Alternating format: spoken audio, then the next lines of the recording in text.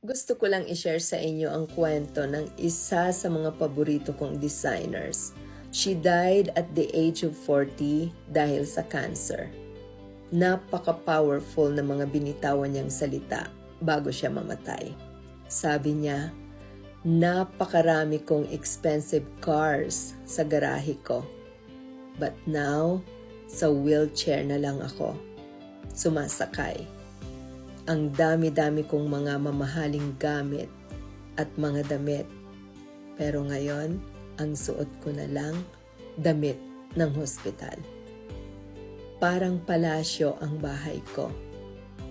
Pero ngayon, sa hospital bed na lang ako, natutulog.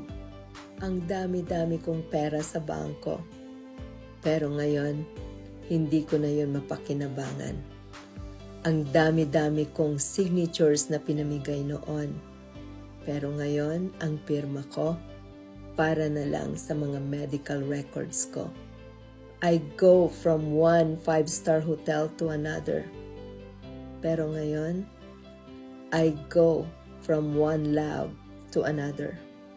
Mayroon akong 7 hairdressers noon. Pero ngayon wala na akong buhok. So yun. It goes to show na kahit na anong mga material na bagay na meron tayo, wala na yung halaga pag tayo nagkasakit at hindi natin yung nadadala pag tayo nawala na. So yun lang.